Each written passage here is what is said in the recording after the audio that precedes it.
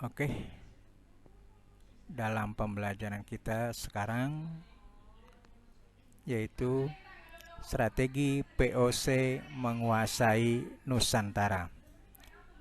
Tujuannya dari pembelajaran ini agar kita bisa mengetahui cara-cara POC menguasai pulau-pulau di Nusantara. Tokohnya siapa, ya, tempatnya di mana, dan bagaimana strategi untuk menguasai pulau-pulau di Nusantara ini. Sebelum kita membahas strategi POC, kita harus tahu dulu POC itu berdiri tanggal 20 Maret 1602. POC ini merupakan perusahaan multinasional pertama dan perusahaan pertama di dunia yang dimiliki berdasarkan kepemilikan saham. Banyak orang-orang kaya di Belanda, bahkan tukang cukur pun bisa memiliki saham perusahaan POC ini. Nah, kedatangan orang-orang Belanda atau bangsa Barat, atau lebih tepatnya POC, ini didasarkan karena di Eropa berkembang slogan Gold, Gospel, and Glory. Gold itu artinya emas. Mereka ingin mencari dan mengumpulkan emas sebanyak-banyaknya dari tanah jajahan. Gospel itu artinya penyebarluasan ajaran Injil, karena ada anggapan orang yang tidak beragama Kristen dianggap domba-domba tersesat yang harus ditingkatkan peradabannya dengan cara dibawa ke dalam atau menjadi pemeluk agama Kristen, beriman kepada Injil. Sementara glory adalah kepopuleran, ketenaran, kemegahan. Karena kalau mereka sukses di tanah rantau, mereka menjadi orang terkenal, bahkan diangkat menjadi bangsawan oleh raja. Nah, hal-hal inilah yang mendorong orang-orang Eropa pergi ke berbagai belahan dunia di luar benua Eropa. Faktor berikutnya yaitu mencari rempah-rempah dari pusat penghasil rempah-rempah, seperti lada, cengkeh, dan yang lain-lain. Mereka harus cari ke sumbernya, karena bila mendapatkan barang dari sumbernya, keuntungan yang mereka raih bisa mencapai 400% dari modal dasarnya. Yang ketiga, itu karena Laut Tengah dikuasai oleh para pedagang Arab dan Turki Utsmaniyah. Nah, ini terjadi setelah Turki Utsmani berhasil merebut kota Konstantinopel. Faktor berikut dari kedatangan POC adalah berkembangnya budaya feodalisme di benua Eropa. Feodalisme ini artinya pembagian tanah-tanah raja kepada kaum bangsawan, dari kaum bangsawan besar kepada kaum bangsawan kecil, dari kaum bangsawan kecil disewakan lagi ke para tuan tanah. Nah, ternyata feodalisme ini membawa kepada kehidupan yang sangat stagnan di kalangan penduduk Eropa. Ekonomi tidak berkembang, dan sistem ekonomi feodalisme hanya menguntungkan kaum bangsawan dan kaum gereja. Sehingga bagi pedagang yang tinggal di daerah kota-kota dagang atau bandar-bandar perdagangan, mereka lebih suka berdagang dengan pedagang luar negeri.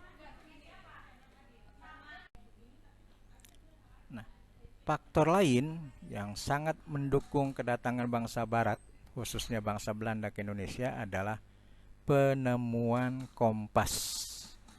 Kompas memberi arah kepada para pelaut dari benua Eropa untuk menuju kemanapun di tengah lautan, dan dengan panduan kompas mereka bisa kembali ke tempat yang sama.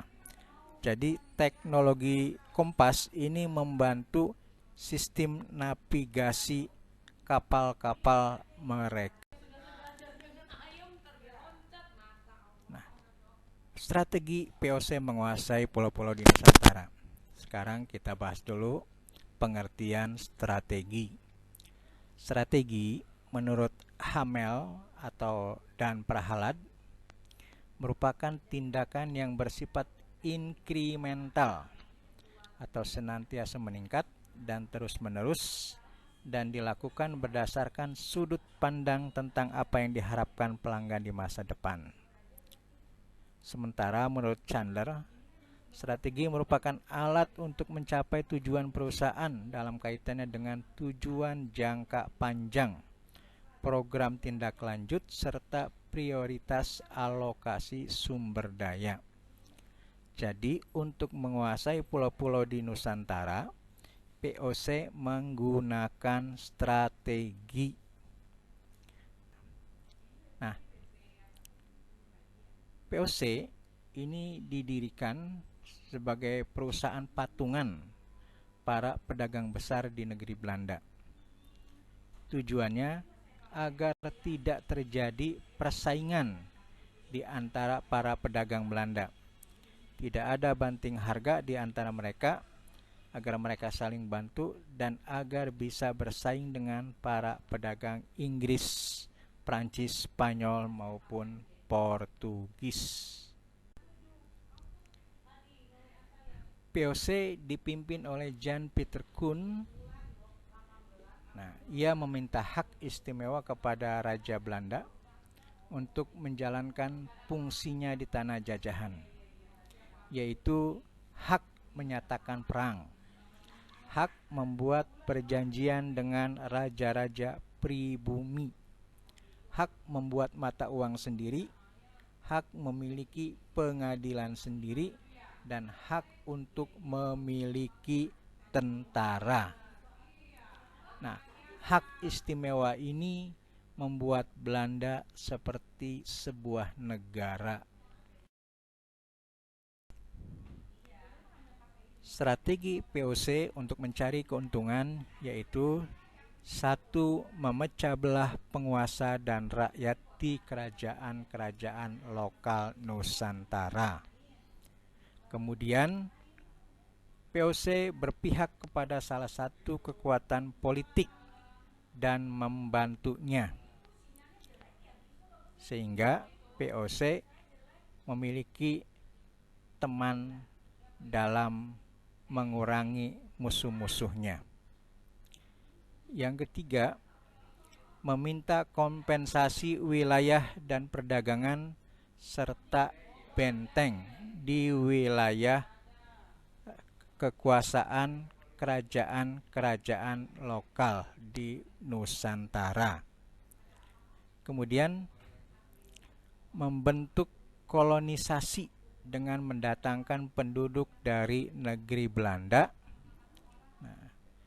Kemudian melakukan Nederlandisasi dengan menyebarluaskan agama Belanda, agama orang Belanda, bahasa orang Belanda, sistem hukum Belanda, sistem pendidikan Belanda, dan pola pemerintahan Belanda ke penduduk pribumi, terutama di daerah yang sudah berhasil dikalahkan.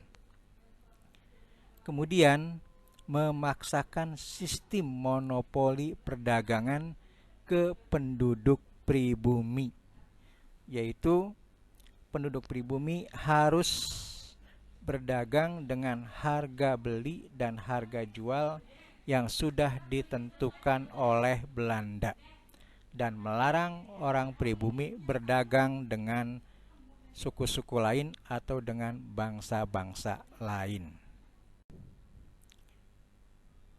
Strategi POC berikutnya dalam mencari keuntungan adalah melakukan patroli laut untuk membendung perdagangan kaum pribumi yang tidak taat aturan monopoli.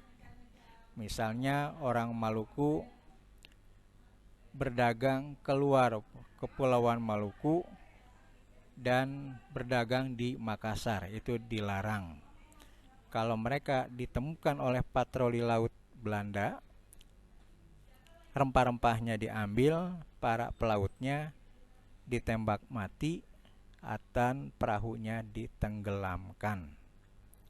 Kemudian Belanda juga ikut campur urusan politik kerajaan lokal, misalnya tentang pergantian raja yang berkuasa.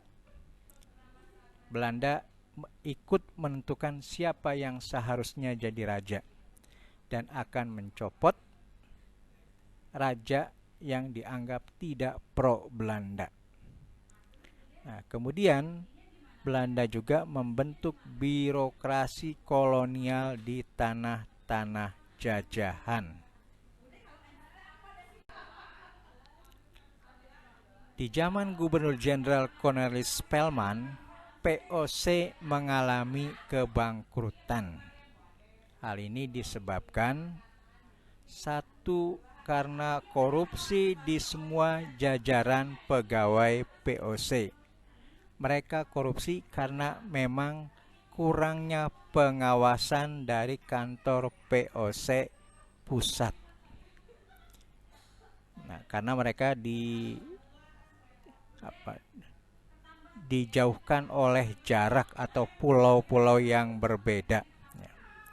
Yang kedua, perang dengan raja-raja pribumi ternyata menghabiskan kas keuangan POC. Ini tidak lepas karena POC banyak menggunakan tentara bayaran dari berbagai pulau, dari berbagai suku-suku di Indonesia untuk melawan raja-raja pribumi yang menentang POC. Kemudian ketika terjadi perang, anggaran untuk gaji pegawai sangat besar, sementara pemasukan sangat sedikit. Di sisi lain, POC kalah bersaing dengan para pedagang Inggris dan Prancis yang manajemen perdagangannya lebih efektif dan lebih efisien. Demikian materi tentang strategi POC menjajah pulau-pulau di Nusantara. Semoga bisa dipahami. Kalau belum dipahami, diputar ulang saja video ini ya. Dan video ini disusun berdasarkan daftar pustaka yang sangat banyak seperti tertera di sini. Terima kasih. Assalamualaikum warahmatullahi wabarakatuh.